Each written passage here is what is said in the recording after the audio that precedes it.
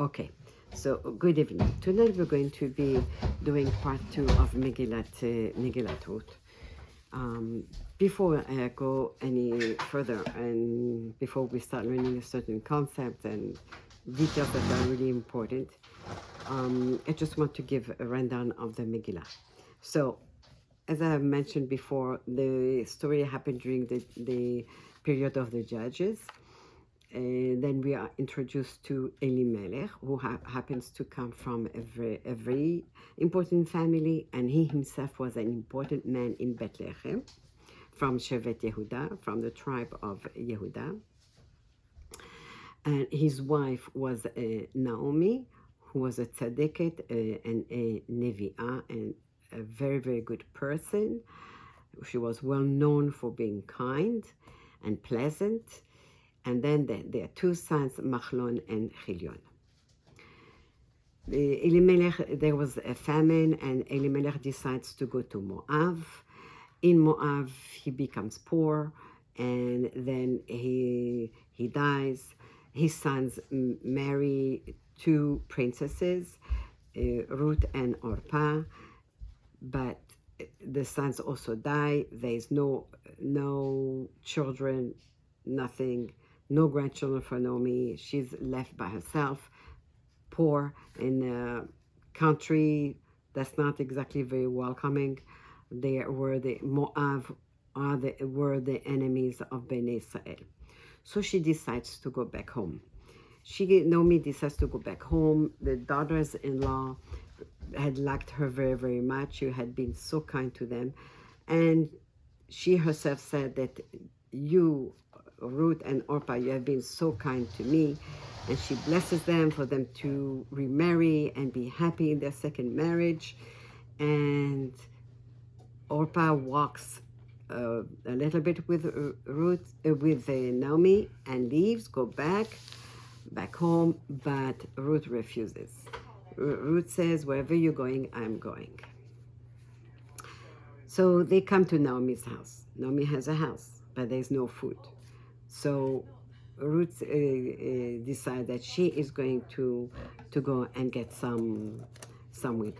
At that point, Ruth was already 40 years old, but she was definitely younger than her mother-in-law. And she said, I'll go and pick some barley, some wheat, whatever we can, and to make some bread, to make something to eat. And so she goes. Before she leaves, Naomi teaches her the halachot about picking wheat or barley. And Ruth goes, she finds the first field that she sees workers working. So she goes there and she walks behind the workers and she picks some of the barley, because it was the season of the barley, the harvest for the barley. After a while, she had been going there already for 3 months, about 3 months, and Boaz, one day he comes to the field and he notices Ruth, and he finds out who she is, and they tell him she's from Moab, and he goes over to her and he says, I've heard what you have done for your mother-in-law. I give you permission to come every day. You are allowed to go behind my workers. And he tells her, you're allowed to eat the food that is served to my workers at lunchtime. And he also warns his workers not to harm her at all. The reason why he did it was because she was from Moab. The people of Moab were enemies of Bnei Israel. So for them to have a woman from Moab coming there to the field and picking a barley, there was something very hard for them to accept. But Boaz said, be careful, do not harm her, leave her alone, let her be, let her take what she wants. When Ruth goes back home that night, and she tells Naomi, and she sees that Naomi says, whoa, you have so much. She said, yes, I was working in the field of Boaz. Naomi says, Boaz? Boaz is a Goel. So from then on, Naomi has a plan how to get Ruth to marry Boaz. And they get married. From this marriage comes Oved. Then Oved has a child who is Yishai, and Yishai has a child by the name of David, who is David HaMelech, and later on Mashiach Bezat Hashem. So now, for the second part of the of Megilat Ruth, Boaz is also known as Yivtzan, and as we learn about him in Sefer Shoftim, he had 30 boys and 30 daughters. He had the zechut of marrying them all of them, but unfortunately, he also buried all of them, all of his children. The reason for this is because when Boaz was marrying off his children, so obviously he had many guests from town, from out of town, and he invited all his relatives, his friends, people that he knew. However, there was one couple that was left out from every single simcha. This couple never had any children. That was Manoach and his wife. They never had any children. So Boaz said, this man, Manoach, and his wife don't have any children. When I invite my guests, I know that one day they're going to invite me back. But this man, he's not going to invite me back. It's not really, maybe I shouldn't invite him. And he did. Not for the first wedding, not for second, and for none of the weddings. But unfortunately for that, he was punished, that every one of his children died. So the day that Naomi came back with Ruth from Moab, Naomi was thinking to herself, oh, I am going to go pass by the cemetery. There, nobody's going to be there. And this way I will be able to get into the city, into Bethlehem, with no one really noticing me.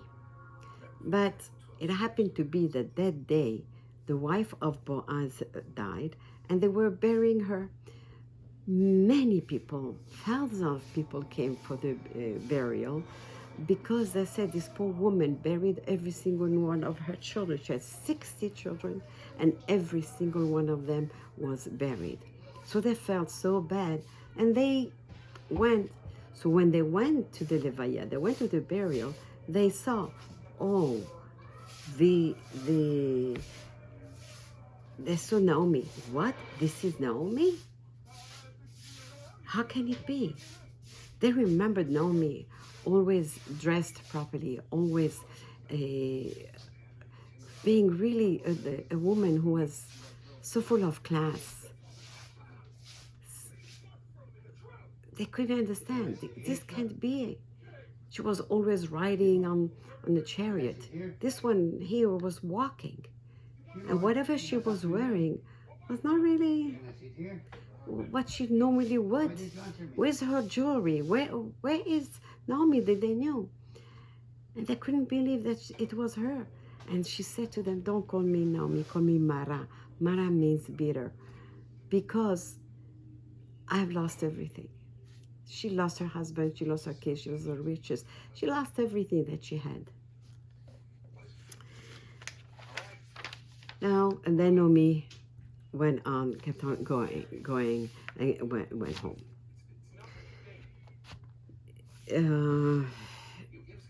Elimelech, I just want to go back to Elimelech for a little bit.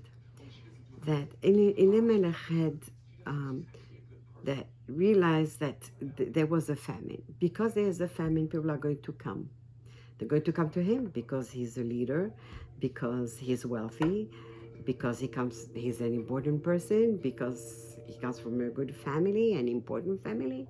But unfortunately, he turned his back to them. He really abandoned the people of Bethlehem. They were expecting support from him, encouragement, help. Nothing of it. Instead, he closed up his house and left to go to Moab, which was really a very strange choice, because the people of Moab, they were the enemies of Ben Israel.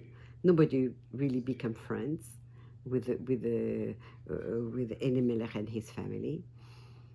But not only this, no one even shared anything with him because they were Jews, and they were the enemies of the Jews, and the Jews were the enemies of Moab. So they refused to have anything to do with them. However, the sons of Elimelech got married to the princesses of Moab. How come? Because Moab let it know who he was. And for the king, that was, even though this was an enemy, but it was a very important enemy. And he allowed his daughters to marry the sons of Elimelech.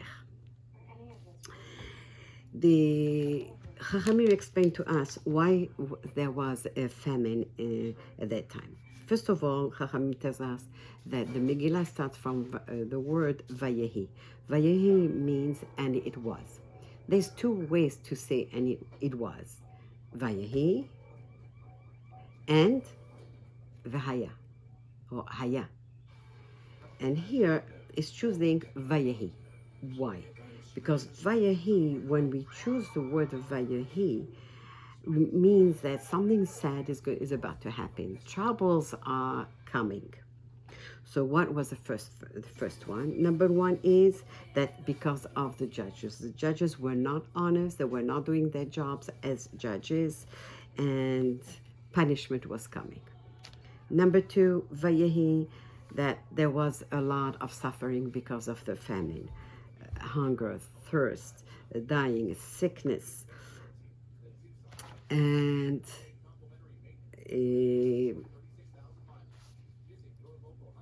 yes.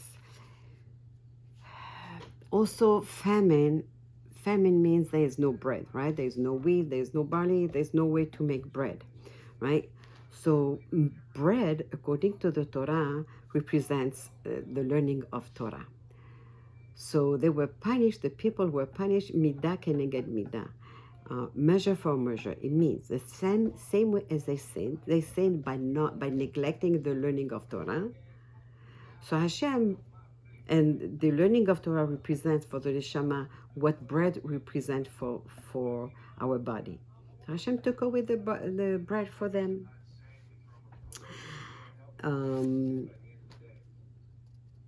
There was because the judges were not doing their jobs, so there was no shalom between the people. There were lots of arguments, lots of fights, and things were only getting worse and worse between people. However, no one left Eretz Israel except for Elimelech. He was the only one who decided to leave the country.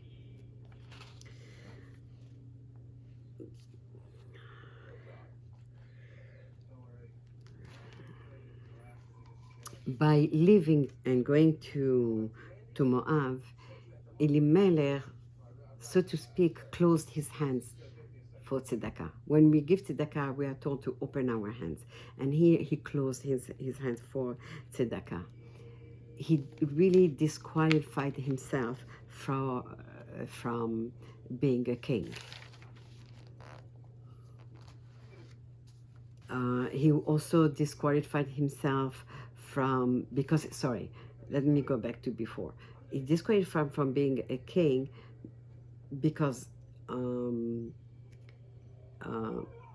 he could have had a child that would be a king, but it didn't happen through him. It happened through Boaz. Also, Boaz became the chief of the judges since Elimelech disqualified himself and left, so Boaz was the chief of the judges. Now, there are certain concepts here that we need to learn. The first concept we need to learn is about Moavi. Is never, a man from Moab is never allowed to convert, to be accepted as a convert, and to marry someone Jewish. Never. ever. A woman, Moaviyah, is allowed. Why? Because when Ben Israel were traveling through the desert and they passed by Moab, Hashem said, the men of Moab, because only the men would go out. That was the accepted custom. So the men should have gone out to greet Bnei Israel, even though they were just passing. Greet Bnei Israel, give them some water, give them some food, give them some bread. They were ungrateful. If you remember, Moab comes from Lot, and Abraham saved Lot. So Hashem said, these people are so ungrateful, they are not allowed to ever convert and be part of Bnei Israel. But only the men. The women, since women don't go out to greet strangers, so women are allowed. We need to remember this law because later on we see that with David HaMelech, this law was forgotten, and there was someone who did not like David and liked to make trouble for David, Doeg HaEdomi, and he because the law was forgotten, he used this for his own purposes to say that David could not be king of Israel, because he was not really Jewish. But obviously, he was wrong. So now, so that is the first concept that we needed to learn. The second concept is about a goel, a redeemer. So there's two types of redeemers. When Ben Israel went into Eretz Israel at the time of Yehoshua, and they fought the wars, there were 31 kings, and they fought the wars, and they captured Eretz Israel, most of Eretz Israel.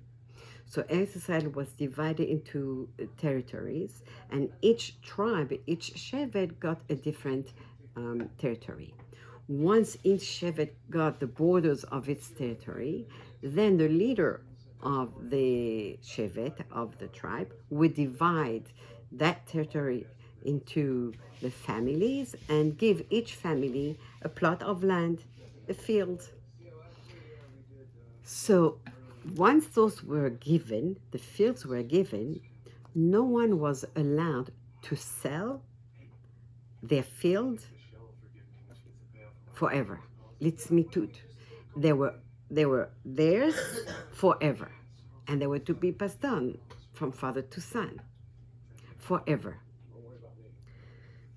Now, what happens if a family became poor and whatever, the crops didn't grow and they became poor? So that family was allowed to lease the field until the Yovel, which is the Jubilee year number 50. But that time, at the time of Yovel, the lease was up, and the poor family was able to get back their field. However, there is a mitzvah, the mitzvah of the Goel, of the Goel Hasadeh, of the Goel, the redeemer of the field. What's his mitzvah?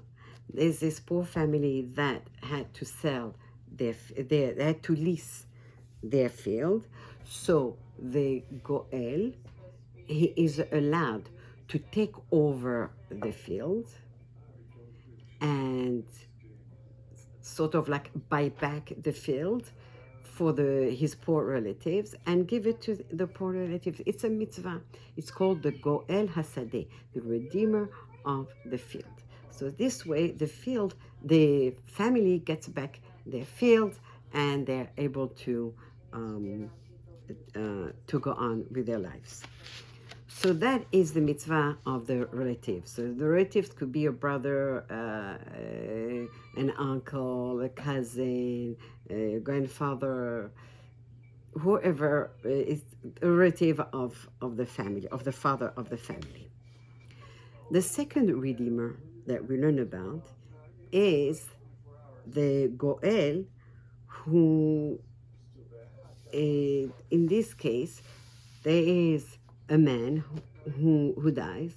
The widow is left alone, no surviving children. They never had any children. So there is the Goel. The Goel, it means that one of the relatives, like I said, it could be a cousin, an uncle, a brother, grandfather, a relative of the dead man, who should marry the widow. So this way, the dead man has a continuation in the family. And for this mitzvah, it's called Yibum. The mitzvah of Yibum is that's the name of the mitzvah. However, what if one of the relatives, right? So there are priorities. Who is going to do the mitzvah first? So if one relative says, I don't want to do this mitzvah of Yibum, right? So in this case, he has to do halitza. Halitza, it means that he has to go in front of the bedin. His shoe is removed from him, and he has to hold his shoe up. He has to hold it up, hold his shoe up. The widow actually spits into his face because he refuses to make a mitzvah, but then the mitzvah is passed on to someone else, to the next relative in the family.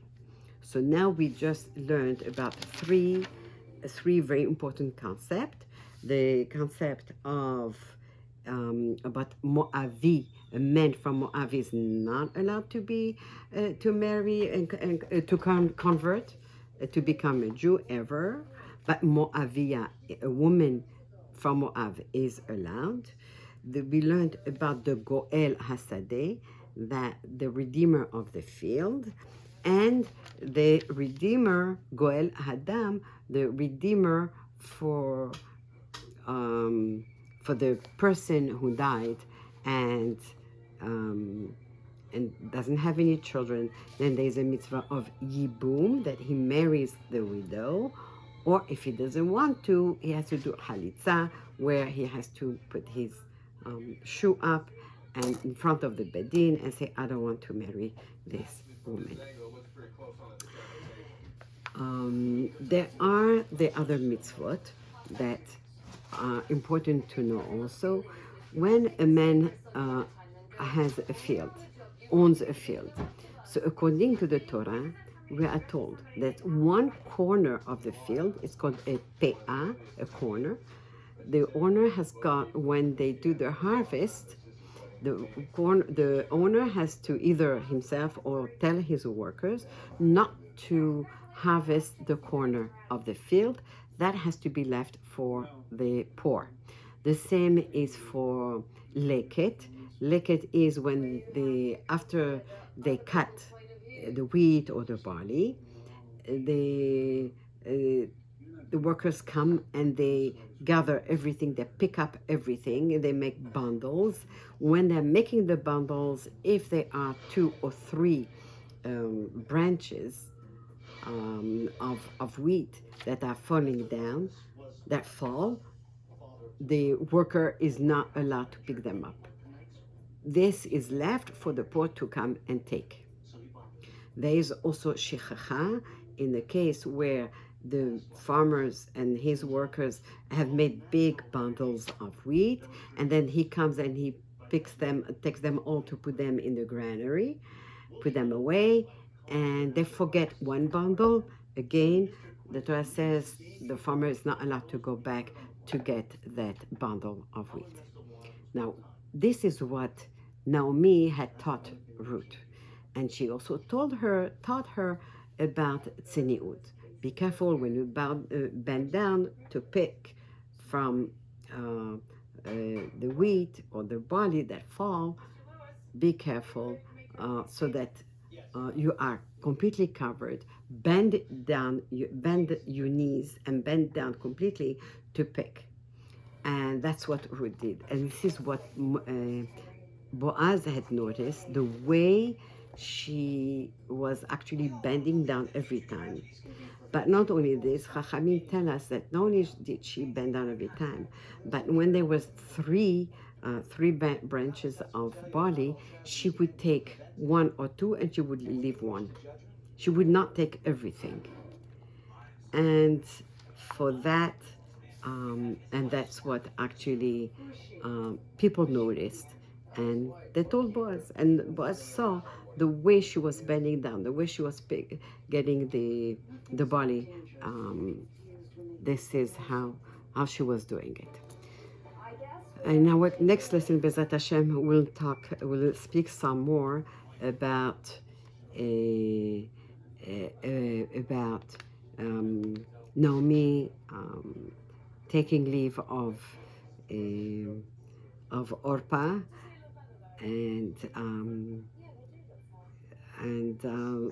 we'll go further about with Megilat Ruth. So Bezat Hashem, in the zechut of this learning, may Hashem bless us, may Hashem guide us, may Hashem give us bracha, hatzlacha, רפואה שלמה, בריאות, פרנסה טובה, נחת, זיווגים, and may Hashem listen to all our tefillot.